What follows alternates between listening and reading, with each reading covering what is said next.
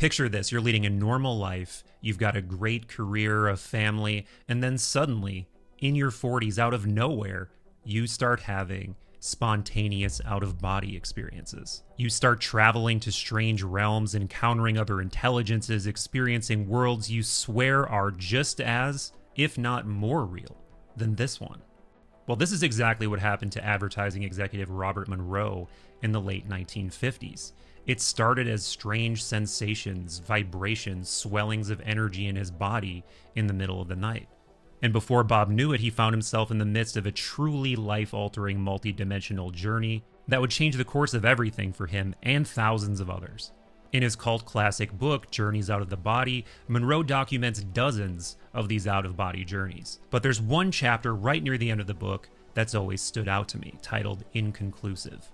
In this compelling chapter, things take a speculative, darker turn, where Monroe establishes surprising connections between out-of-body experiences, consciousness, and the UFO phenomenon. Connections that are still just as, if not more relevant today, given recent revelations around non-human intelligence and UFO disclosure. In this chapter, after years of explorations out of the body, Monroe begins to reflect. What does it all mean? Why are we here? Who or what is running the show? And what are they after? His musings culminate in a vision, and it's not a pleasant one. It involves intelligences far wiser than we are, intelligences that want to harvest us as resources. In this transmission, we'll read through and unpack the philosophical and esoteric implications of Monroe's visions, and I think you'll see that they're more compelling than ever. And by the way, if you want to hear about my experience at the Monroe Institute with their infamous gateway process, do dive in to this transmission.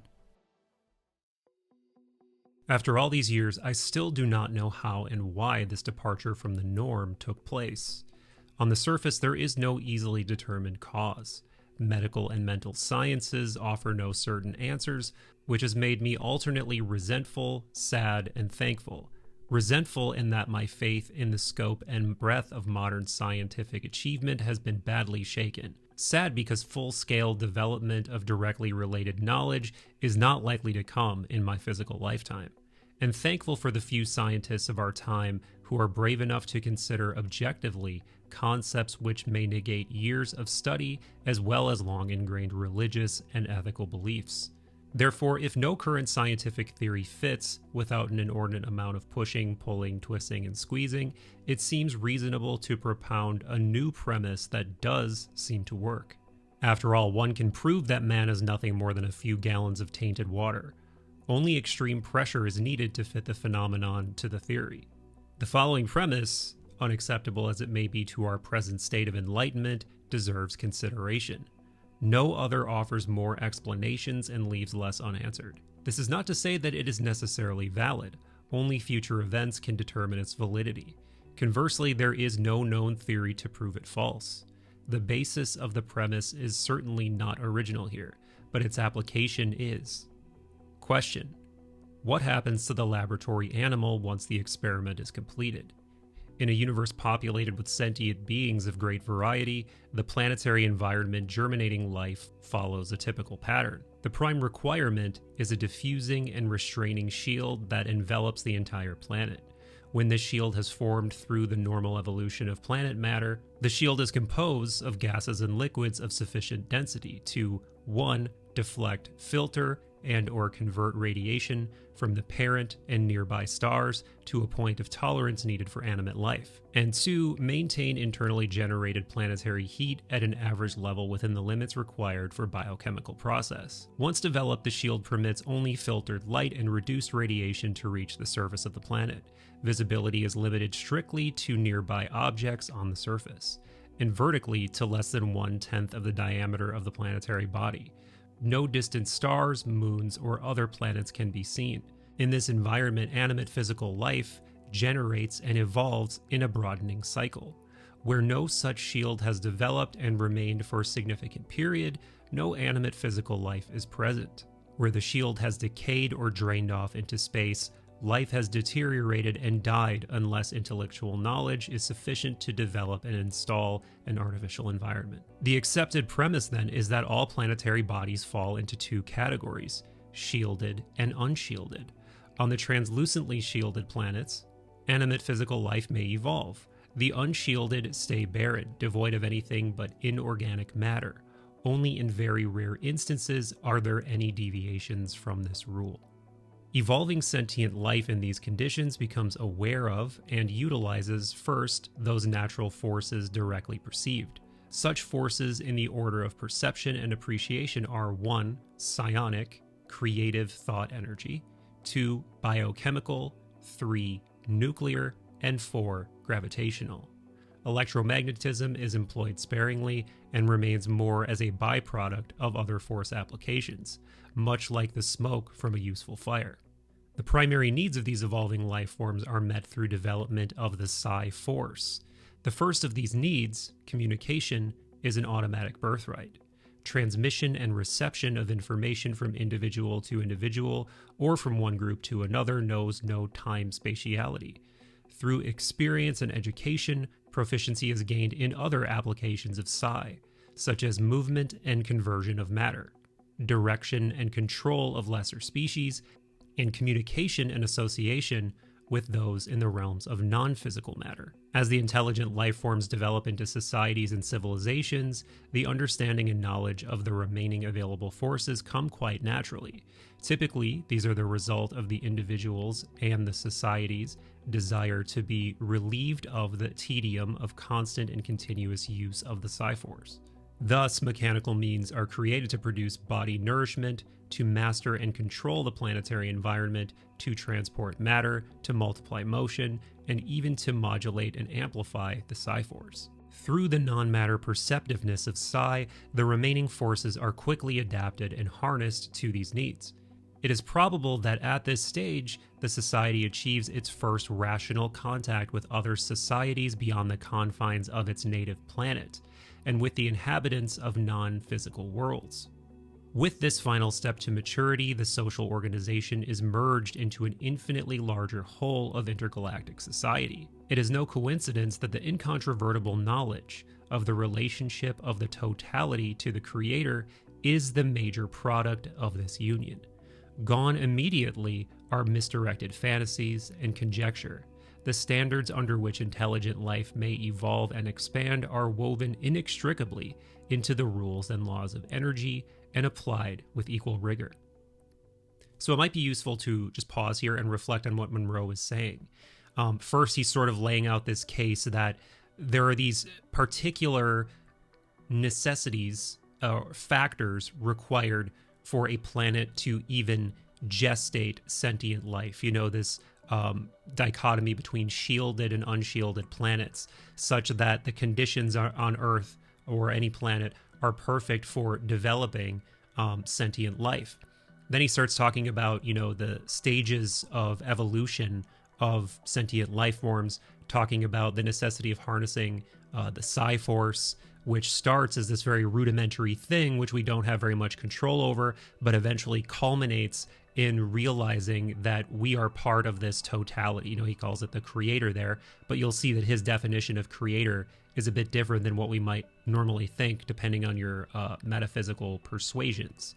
It is interesting to me that in his definition of psi, he's ascribing things that almost sound completely mundane to this force, all the way on up to communing with non-physical beings, which I think most of us would typically associate with some of the further reaches of psi. You know, if there is a psi component to the human being, a consciousness component, that is kind of one of the logical conclusions of most seekers, is that your consciousness is just a boundary that can be transcended to a certain degree. And when you do that transcendence, or at least stretch that capacity, you will inevitably, seemingly, run into other beings. I'll stem it there because I think I would be speaking prematurely if I go further. Anyway, gone immediately are misdirected fantasies and conjecture. The standards under which intelligent life may evolve and expand are woven inextricably into the rules and laws of energy and applied with equal rigor. In the distant past, many of these social organizations had become aware of low-order Psi-Force emanations from the outer rim of an obscure galaxy. At first, this phenomenon evoked only minor interest, both qualitatively and quantitatively. It seemed to be no more than sub-intelligent animal transmission. However, an idle technician happened to process the raw incoming psi noise through a random sorter out of mild curiosity. To his surprise, infrequent flashes of applied psi appeared on the counter. Intrigued by the oddity, a psi probe was made of the area. As suspected, the birth of a new society was unfolding. Excited by the discovery of such an unusual event, the standard psi communication for new societies was transmitted. Strangely, no reply was received. Successive transmissions brought the same result. Here indeed was a rarity. An ecological team was dispatched to investigate physically this anomaly. The researchers discovered the source to be a third planet in a Class 10 star system. As they orbited the planet itself, measurements and observation indicated that it did not follow the norm of propagation of intelligent life. The gaseous planetary envelope did not possess the usual unbroken high filtration characteristics. This evidently permitted unusually large amounts of radiation to reach the surface, even to a point where the sun was clearly visible from the surface itself, as well as distant planets and stars when viewed from the shadowed side. Further, due to high rotational speed and other factors, a magnetic field of great intensity pervaded the entire planet. This, coupled with an unusual radiation element, appeared to exert profound influences upon the infant society. At close range, the psi noise became virtually unbearable. Without equipment for shielding or sorting, it became impossible for the group to surface on the planet itself. The psi impression was that of raw, unchanneled irrationality, uncontrolled, and non-objective. Yet visual observation showed the beginnings of societal clusters, matter, artifacts, and conquest of environment. Luckily, one member of the visiting group had worked extensively in the art of personal psi shielding. It was he who offered to establish physical contact on the planet itself. This was done while the others waited patiently in a shelter on the planet's barren and brittle satellite. The visit itself proved the inadequacy of his training under extreme conditions. The investigator returned a short while later in a state of mental exhaustion. He had, however, been able to make contact at several points around the surface. It was true, a new society was in the making, but under unimaginable restraints. There was no knowledge, understanding, or use of the Psi-Force whatsoever. When Psi communication was attempted, the inhabitants either fled in panic or prostrated themselves, and emanated strong Psi reactions to the effect that they were in the presence of the Creator. Paradoxically, careful Psi probes found occasional glimmerings of the universal laws in the minds of these individuals, which conclusively proved that the seed had truly been sown, that this was intended to develop into a societal structure according to the plan, whatever the environment. So if, in case it's unclear, the scenario that Monroe is hypothetically presenting here is that although Earth does seem to be following the grammar of evolving sentient life, there's something strange about us. The Psi force in us remains latent and not understood except by an exceedingly small few. So much so that when we come into contact with other beings that can control this Psi force, or maybe predominantly are enveloped in and wielding this Psi force, we mistake them for God. We think that they're representatives of the divine, and perhaps maybe they are more divine than us, but it's as if we're just, you know, what comes to mind is the biblically accurate angels and the whole be not afraid thing. And I love that he's playing into this idea that these higher intelligent life forms are hiding out, quote, hiding out on the planet's barren, brittle satellite, the moon, of course. And sidebar, I guess the unspoken connotation here, I think, is that this is a mixture of things that Monroe has experienced himself in his own OBE, whatever you want to call them, explorations, and some of it is him filling in the gaps with a fictional, but what I think he's trying to convey is a plausible version of how events might really be unfolding. With this knowledge, the research team returned to their own society to ponder the problem. In later periods, other better equipped investigators visited and observed this struggling intelligent life from time to time. All visits were performed within the rules which applied to the infant society so that no direct support was given and would instigate dominance of one culture over another. Infrequently, intelligent applications of psi were found at the individual level, and this was encouraged.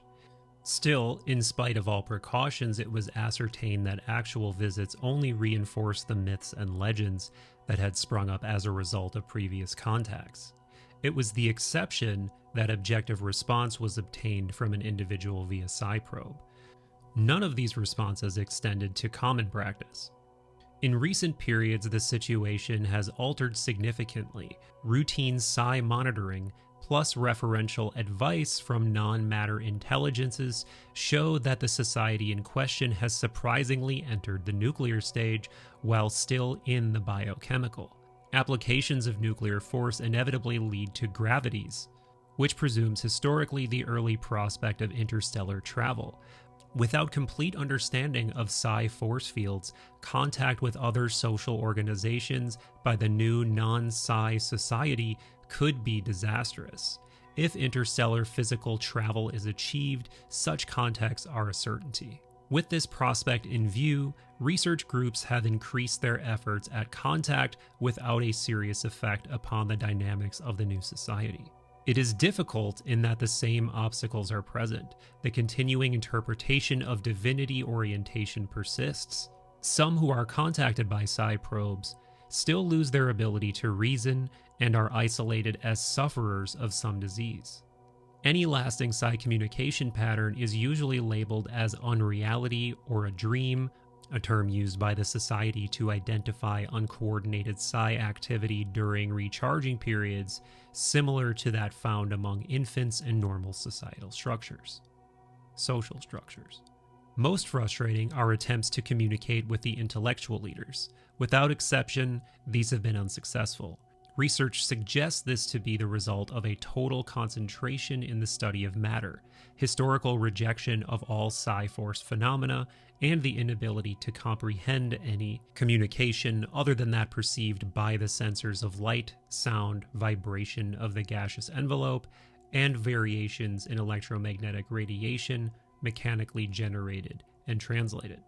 The only minimal success has been with individuals without inhibitory quote, scientific training, with little to unlearn and no prestige loss to be suffered. Productive exchange of rational thought has been accomplished in several of these relatively uneducated inhabitants. Unfortunately, the interpretation given the data received by such untrained minds is also highly distorted. Further, the guiding authorities of the young society dismiss the testimony and claims of such people by reason of their ignorance. Just to quickly review a few novel details, I love this idea that, again, the breaching of the nuclear boundary, us making nuclear discoveries, creating the nuclear bomb, harnessing the power of the atom, is of concern to these other more highly evolved societies because it could have negative repercussions for them, particularly because we're still so rooted in physical understanding of self and literal physical manifestations of self, kind of implying that as you go up this evolutionary ladder, you probably become less and less physical, or at least committed to your understanding of self, of individual, as physical. One potential quibble I guess I could have, or question I would have, is he talks about that also being the first major step toward interstellar travel, and that if we're wielding this power and using it for long distance interstellar travel, that running into other more highly evolved sentient life forms is an inevitability. And I guess my question would be, if we are physically space traveling, why would it be therefore obvious that we would run into these other more evolved societies if they are not physical? Maybe they're still physical in some sense, or they have physical hubs, for lack of a better term, but they are able to project non-physically from those. I don't know. Making an assumption. I guess I have some questions, but still very interesting idea. And I think it's also very true that the people who would be most receptive to these psi communications would be people that we would typically conceive of as less educated, shamans or native people who are not as polluted by scientific materialism and wouldn't write it off as some kind of delusion, but really would take it seriously as some kind of communication from another being.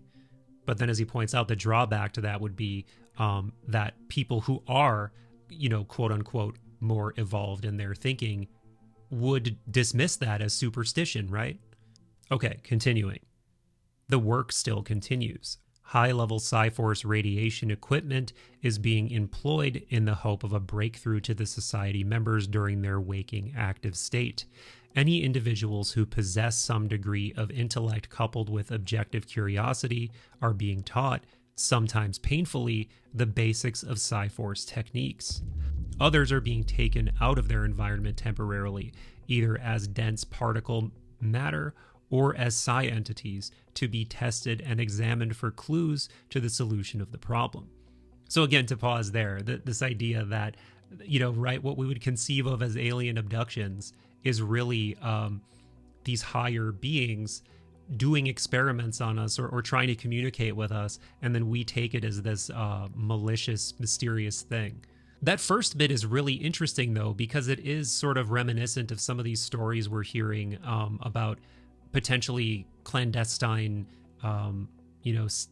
top secret programs of people being experimented on, Stranger Things style, right? Like all this recent stuff, these rumors about people in the GATE program being groomed to be psychic spies. I'm specifically talking about, or not psychic spies, but I don't know, psionic assets. I'll resist the urge to go down that rabbit hole right now, but that first part of what he said there reminded me of that.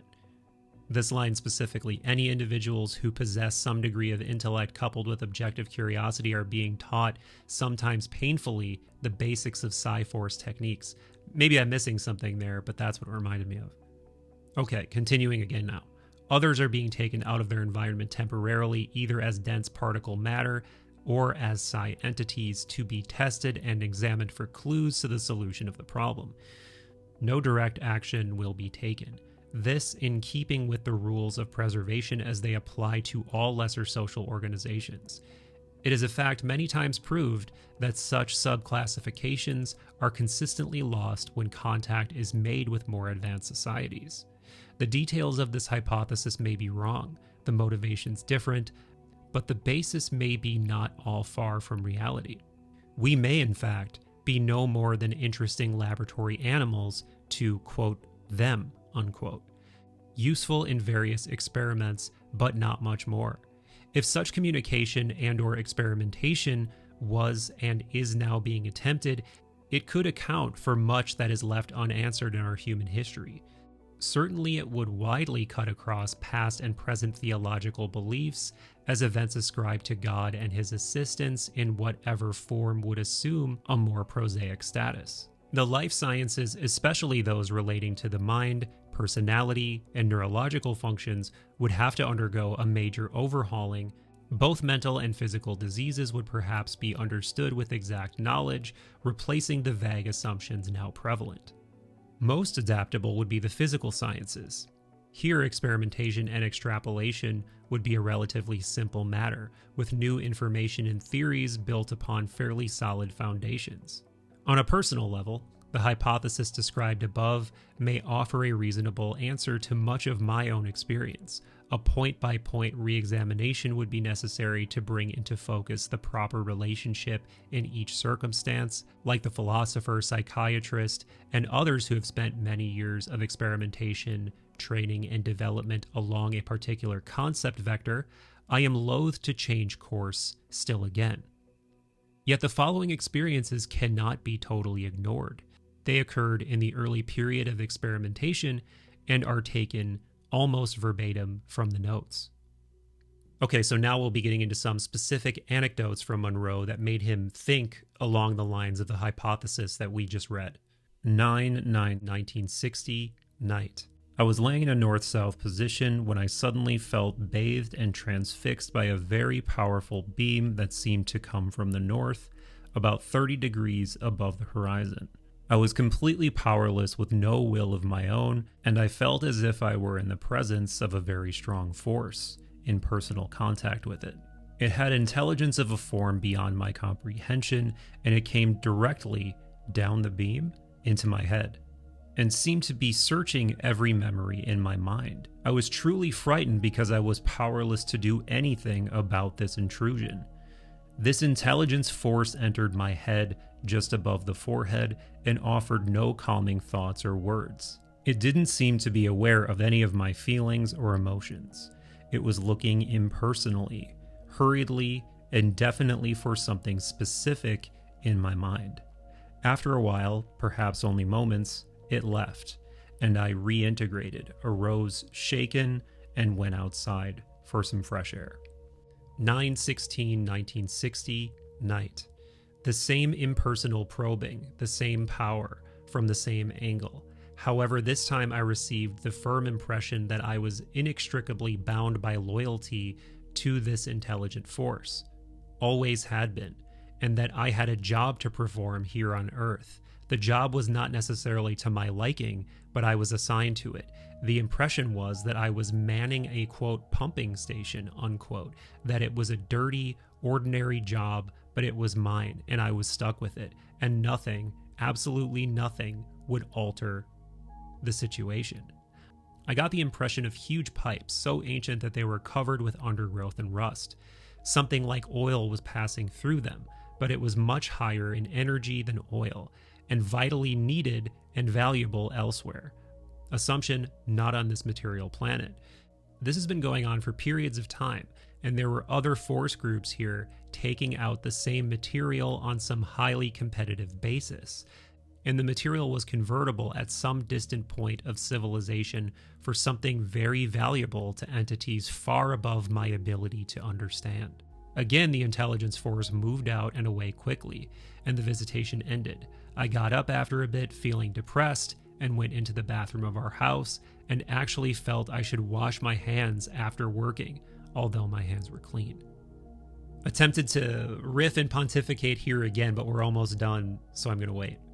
9/30/1960, night. The same pattern as 9/16. Again, there was the feeling of being the pumping station attendant. The approach of the entity down the beam. The search of my mind. This time, even to see what specifically controlled my breathing apparatus. I seemed to understand that the entity was looking for some substance that might permit breathing in Earth atmosphere. And a picture was shown in my mind of a pouch, possibly 2 by 3 inches and 1 inch thick, hung on a belt at the waist, with the statement, "This is how we are breathing now." This gave me courage to try to communicate. I mentally, orally also, asked who they were, and received an answer that I could not translate or understand. Then I felt them beginning to leave, and I asked for some actual indication that they had been there, but was rewarded with only paternal amusement. Then they seemed to soar up into the sky while I called after them pleading.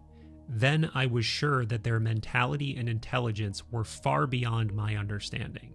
It is an impersonal, cold intelligence, with none of the emotions of love or compassion which we respect so much.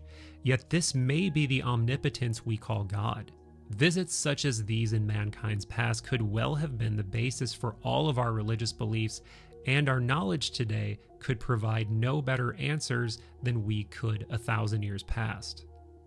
By this time it was getting light, and I sat down and cried. Great deep sobs as I had never cried before, because then I knew without any qualification or future hope of change that the God of my childhood, of the churches of religion throughout the world, was not as we worshipped him to be, that for the rest of my life I would suffer the loss of this illusion. Are we then just leftover laboratory animals, or perhaps the experiment is still in process. By the end of chapter 20, Monroe paints a pretty bleak picture of the human condition. We're essentially a resource, at the mercy of a vast alien pumping station where human beings are drained of some vital, intangible essence. Monroe would later refer to this resource as loosh. According to Monroe's vision, Earth is like a factory of suffering, exploitation, and confusion, where we're helpless, psychospiritually fed upon by beings far more advanced than we are. But before we move on, I do want to take a moment to appreciate a couple beautiful lore nuggets that Monroe drops for us. One, these pouches that sound exactly like these mysterious pieces of luggage in all of these ancient depictions of gods or Anunnaki from multiple parts of the world. Obviously, there's been so much speculation around what these pouches are and what's inside of them. And apparently, according to Monroe, it has something to do with how they breathe or traverse Earth's atmosphere. And two, that these entities use the moon as a base or waypoint. Because the moon is just so objectively weird. There's been entire books written about it. There have been countless podcasts and YouTube videos.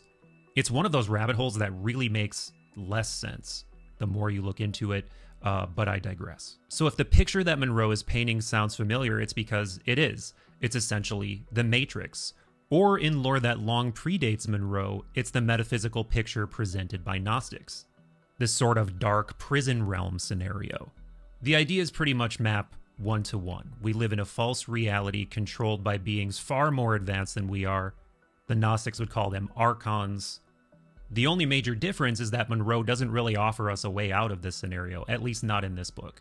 So again, not a rosy metaphysical situation for us humans. But what if there's another way to look at this? What if the hyper-advanced cold malevolence that Monroe saw is just a tiny fraction of a much more complex and mysterious picture? Well, adjacent to Monroe's scenario and this Gnostic scenario are the Platonic and Hermetic traditions. And I'm really generalizing here, but in these traditions, Earth is not some fallen prison planet, some dark factory where we're milked for our essence. It's a natural manifestation of the world soul. And the suffering here is not senseless. For humans in particular, it's more of a crucible or alchemical laboratory where we can transmute our souls. So our emotions, our struggles, our loves and losses, they're not just loosh to be fed upon. They're an opportunity for education, for reflection and transformation. Reflection that can ultimately lead to a spiritual rebirth into our truer, higher selves, into what Hermeticists and Platonists would call the Logos or the Noetic realm.